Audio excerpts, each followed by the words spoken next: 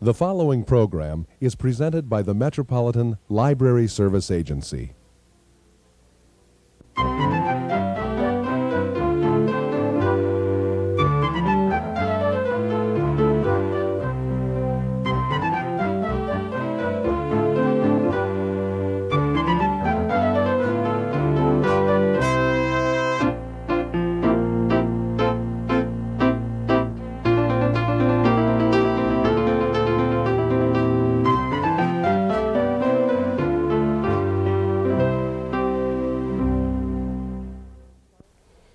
Every activity that children at the Lake Country Montessori School in South Minneapolis are involved in prepares them for reading. A real sense of enthusiasm and excitement is evident as the children go about their work.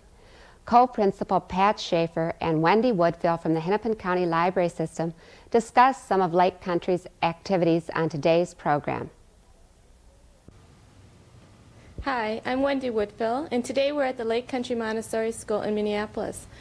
Pat Schaefer, co-principal of the school, is with me this morning. Hi, Pat.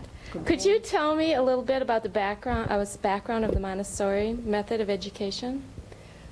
Well, yes, it's a very old method, really, at the turn of the century. The first Italian woman doctor, Maria Montessori, discovered, in a sense, children doing things that she did not intend to discover. She found, in working with children in the slums of Rome, that they had an intrinsic motivation to do things if she set up an environment that interested them.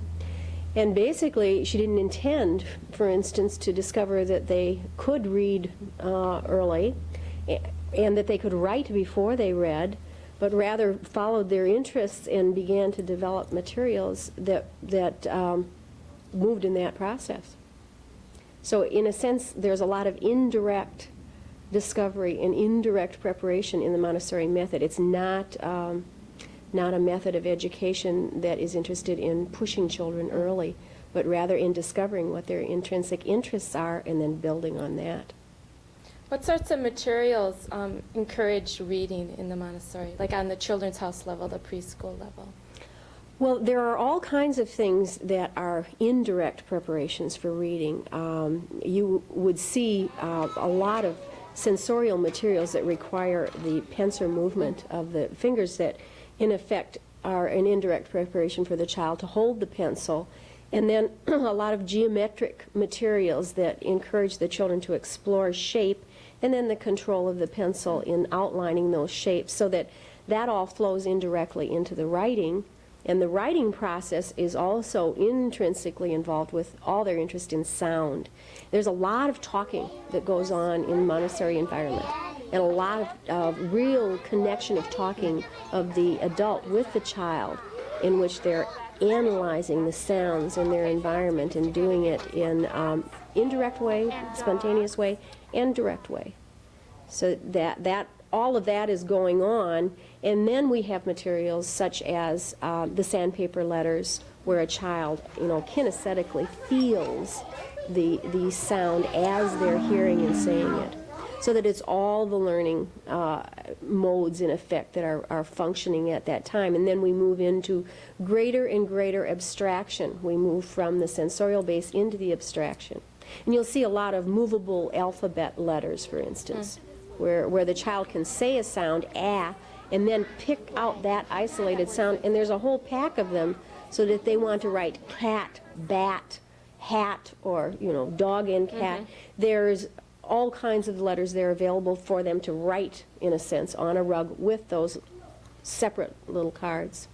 And identify little pictures. You'll see lots of objects and pictures all over the environment, and they're the things the children love to work with and talk about. And what's this? Oh, I just know map. And this? A bed, a car. Of course. And this? No, it isn't. A map. A map. A hat. Well, mine, this is mine. Yeah, I got the hat. Pat, is there a structure to the method of teaching reading on the preschool level? Well, there is, in one sense, in that the structure is really within the development of the child. and those materials that key into the needs of the child as the child gets to those stages.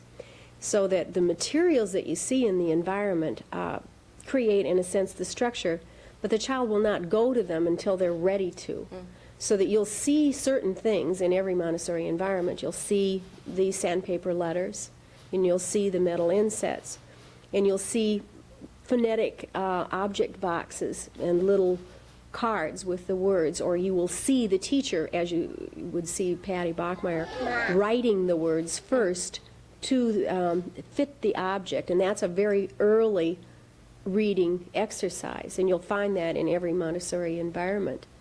And then you'll move on to the puzzle words, which are words that make no sense to the child. They're not phonetic, and so they are puzzles.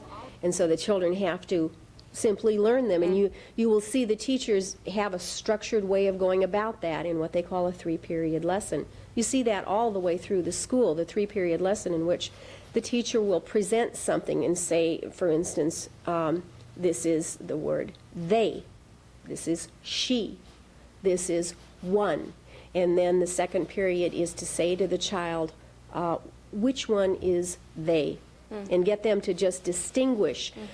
And then the very last period is when you hold up the she and you say to the child, what is that? And so that kind of period moves in and out of the coaching experience of the teacher and the child. So yes, there's structure, and the structure's in the training of the teacher and in the environment. But for the child, it's almost totally spontaneous, depending on when their need is and when they're ready and when they're interested. So you're finding all of these things going on at once, and you don't have a group sitting there, and now it is time to read. But you are finding... all doing the same thing at the same time. Never. It's going on all over the room, all the time, all their lives with us. It's a part of their life here with us. So it's a combination of spontaneity and structure. This is a coin. You say coin? How about on the elementary level? What different activities are the children engaged in there? Well, we don't have, for instance, a reading series that the children simply use and workbooks that they work in. Again, we go with the interests of the children and the motivation, and they're asking incredible questions about everything. So you've got all kinds of intrinsically interesting stuff about the innards of birds and all kinds of animal classifications, the history of the human being, all kinds of geography material. The plants, at this time of year, they're very interested in little plants coming up, and so you'll see in the classroom plants and the parts of the plants and the parts of the leaves, and these are the things that the children are interested in. So all our reading material is based upon that, and the children are matching these things. But then we also have material that's designed to get them to enjoy and understand the language better, and those are the grammar boxes that the children use that have control of error built right into them. The children use symbols for the noun and the adjective and the verb, and they begin to analyze their own writing and the writing of others. So ultimately what they're seeing is their own style of writing and the style of others. And so the point of that is ultimately to appreciate the language, not to sort of teach grammar. And then we have also sentence analysis and reading analysis, which takes every bit of the relationship of clauses to one another and how they function. And again, it's all sensorial to begin with colors and matching, and then it moves into the abstraction. And then beyond that, it always moves into the creative activity of the child. So there's a lot of structure there, but it doesn't work. The power of it is within the motivation of the child and their interest in it, and that's what makes it go. So reading is something that is involved in everything that they do in the classroom, every type of activity. Absolutely. As is writing. Very, very heavily involved. And when you go into the classroom, you simply see it all over all the time with every child. So there's not a reading time. Reading time is all day long, every day. You know, and they'll move, or in math time, it will be when they are interested in doing that. Every teacher, every day, is going to be giving lessons in these things, so that you're going to have that activity going on in every classroom every day. A good Montessori class is going to have a variety of activities like that going on. But the children are connected to the process, and they're interested in it, and it is flowing from something that's deep inside of them. Now, each level has 3 age levels Yes. involved. Is there a lot of teaching and helping with the older children with the younger children? Absolutely. That's the reason why we do that. And I think that's one thing that probably characterizes the difference between a Montessori school and a traditional school, that we dare to take 3 age groups. And most schools will dare to do is 2. But we will take 6, 7, and 8-year-olds, 9, 10, and 11-year-olds. And the older ones teach the younger ones. The younger ones have just come off of a cycle of being the teachers, and they then come into the cycle of being the learners. We build community, and they learn how to play every role in the community: the leader, the follower, the arbiter, the negotiator.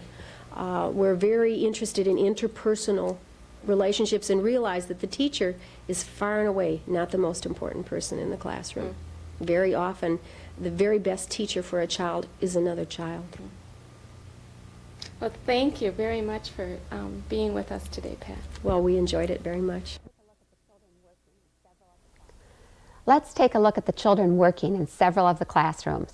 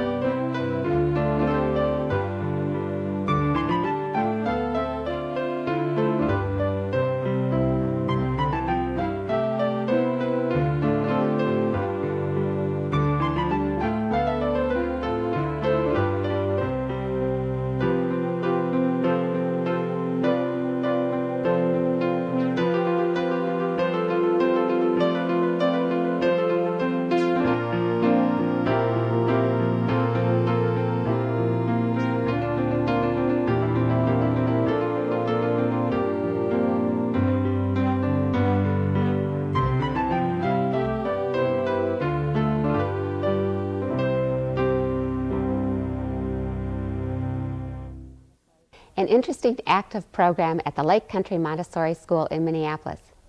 Katie Weiblen from the Children's Department of the Minneapolis Public Library is joining us again today with some of her favorite books for younger readers. I met a dragon face to face the year when I was 10. I took a trip to outer space. I braved a pirate's den. I wrestled with a wicked troll and fought a great white shark. I trailed a rabbit down a hole. I hunted for a snark.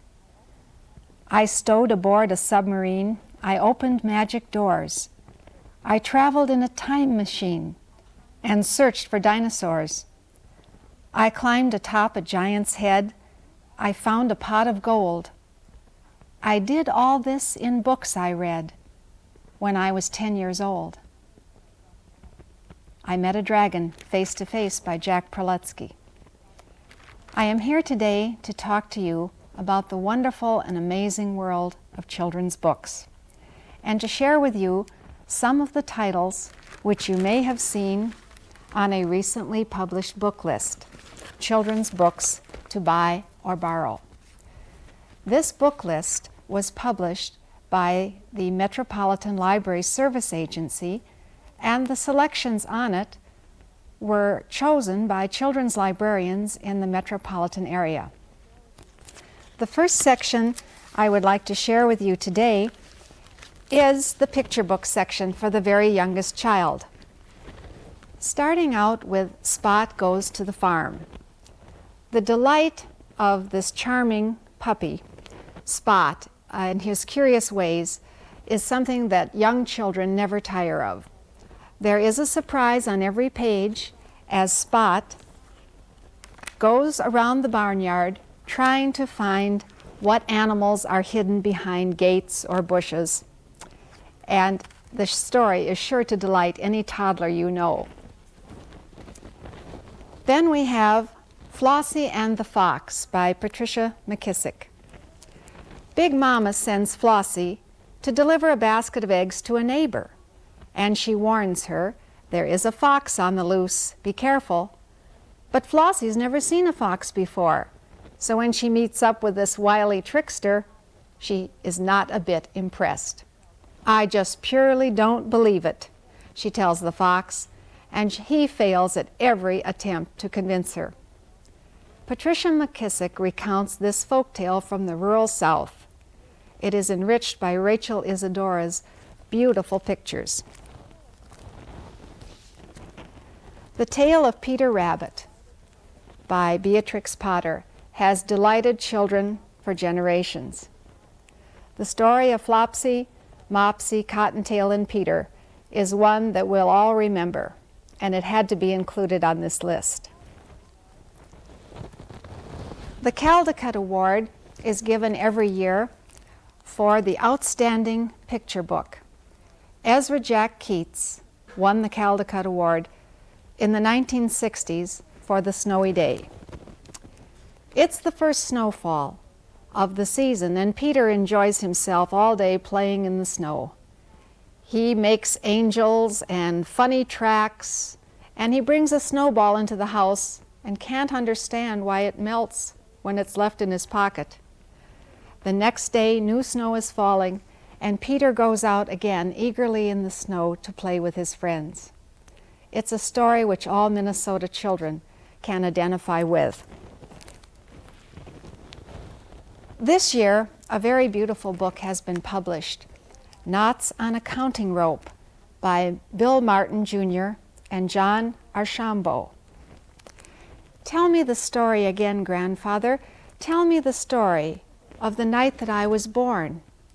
Thus begins the telling and retelling of a young Native American boy's birth. And as he and his grandfather sit under the night sky, a knot is tied in the counting rope.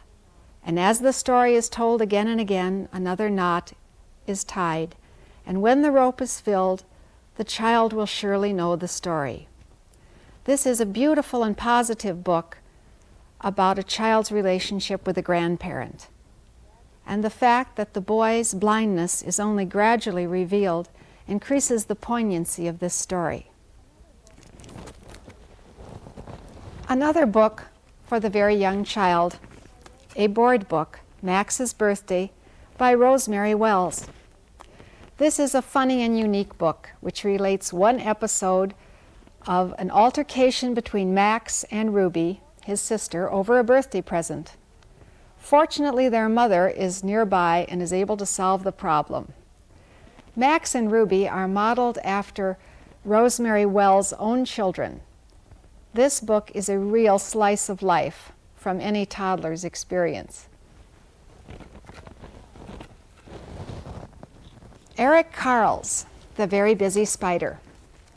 Eric Carle's first book, The Very Hungry Caterpillar, has sold 4 million copies, and I'm sure you have seen it in your library or bookstore. This is his very latest book, and it's sure to become another classic. In this story, farm animals are trying to divert a busy little spider from spinning her web, but she persists and produces a thing of beauty. This book will certainly become a modern-day classic. the author adds a new dimension by using a tactile experience so that the child may touch the spider's web on each page. It would be a perfect read-aloud book for sharing with visually handicapped children as well as sighted children. The Relatives Came, a story by Cynthia Rylant, with pictures by Stephen Gammell. This is a delightful story of a joyous mountain family, a family reunion with lots of relatives laughing, hugging, eating, and working together. The visitors settle in everywhere throughout the house, and they stay for weeks. Cynthia Rylant's words and Twin Cities artist Stephen Gammell's pictures bring this loving event to life. Another favorite for many generations is Blueberries for Sal by Robert Mccluskey. This is the story of Sal and her mother going blueberry hunting when Sal encounters a bear. The Caldecut Award-winning illustrations are the perfect setting for a child's first experience in the woods.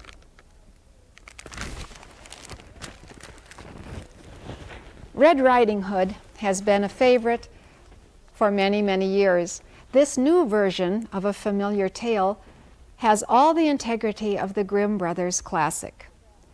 Red Riding Hood and her grandmother are still eaten by the wolf, and they are rescued by the hunter. But Jim Marshall has introduced bright and cheerful illustrations, and each character has a style all their own. Red Riding Hood is a rambunctious, feisty kid. The grandmother is a bookish person, and the wolf is a charming villain who appears just a little bit guilty after he has consumed Red Riding Hood and the grandmother. And as he sits in his rocking chair with his stomach extended, he is heard to say, "I am so wicked, so wicked." I think this book is going to become a classic. We have Funny, Funny Lyle by Bernard Waber. This book about Lyle the crocodile first appeared in the 1960s. Since then, Bernard Waber has created 5 more charming stories about this very friendly crocodile named Lyle. In this particular book, a new character is introduced, and that is Lyle's mother, Felicity Crocodile. We'll move on now to our books for the middle reader, or grades 2 through 4. Sarah Plain and Tall by Patricia McLaughlin won the Newbery Award 2 years ago. Caleb doesn't remember Mama. She died the day he was born. But his older sister Anna does, and she remembers that Papa and Mama used to sing all the time. And now Papa doesn't sing anymore. Papa places an ad in a newspaper back east for a wife, and he receives a reply from a young woman living in Maine, and this is what she writes: "I will come by train. I will wear a yellow bonnet. I am plain and tall." And so Caleb, Anna, and Papa wait. An excellent story from our frontier history. Beverly Cleary's Ramona Quimby, age 8. Ramona Quimby is one of the best-loved characters in children's fiction. And in this book, she has now reached the 2nd grade. At home, she helps the family adjust, as her father has just gone back to school to start a new career as an art teacher. Beverly Cleary continues her chronicle of a child's growth. And while the Quimby family may not always be nice all the time, they do stick together in good times and bad. Babe the Gallant Pig, written by Dick King Smith. When Babe, the piglet, first arrived in Farmer Hoggett's yard, Mrs. Hoggett thought immediately of all the ham and bacon which this pig was going to bring. But the farmer's old sheepdog adopts Babe and teaches him all she knows. and Babe himself comes up with some surprises of his own. This is the winner of England's Guardian Award, and it follows in the tradition of E.B. White's Charlotte's Web. The last book I have to tell you about today is The Beast in Ms. Rooney's Room by Patricia Riley Giff. This title speaks to the child who has been held back or made to repeat a grade.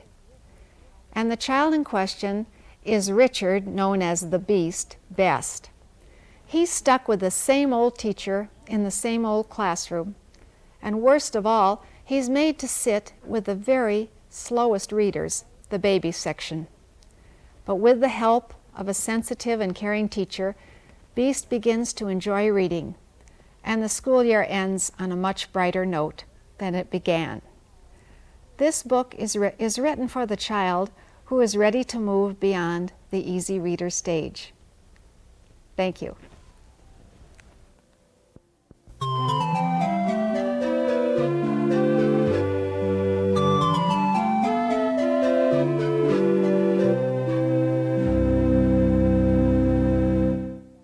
In a tiny village high in the mountains of Tibet, a little boy lived. He loved to fly kites and to gaze at the stars while wondering about other lands, people, and places. He lived out his days in the valley, chopping wood, but always dreaming of the day that he would visit these faraway places. He died, though, without ever leaving the valley, and soon he found himself in a place that was neither light nor dark. A voice said to him, "You have a choice now. You may become a part of the endless universe people call the heaven, or you may choose to live another life." The man opted for another life and had to choose among galaxies, planets, stars, even parents to become part of his new life. Lastly, he chose to be a girl, and the story of life continues. And so, in a tiny village, in a valley, high in the mountains of Tibet, a little girl was born. She loved to fly kites. This tale of reincarnation represents a perfect blend between text and illustration. Gerstein begins with small, soft, colorful watercolors and safe squares, and then changes to circles and swirls representing never-ending cycles. And then he returns to the familiar squares with the life of the little girl. This is a theme not often seen in Western children's literature. The book leaves us with a sense of continuity and a wholeness of the world. Mountains of Tibet by Mordicai Gerstein, reviewed by Wendy Woodfill, Children's Services Librarian at the Hopkins Community Library. Thanks for joining us on All About Kids.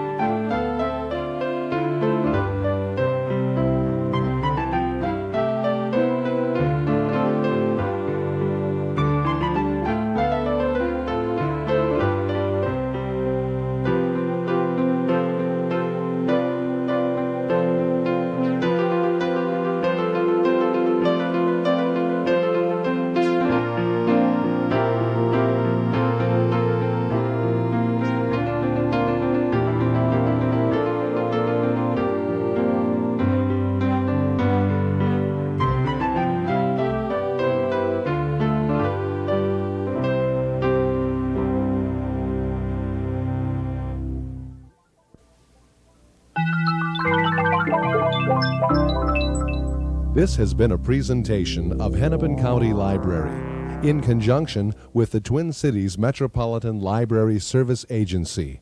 We thank you for watching, and we hope you visit your public library often.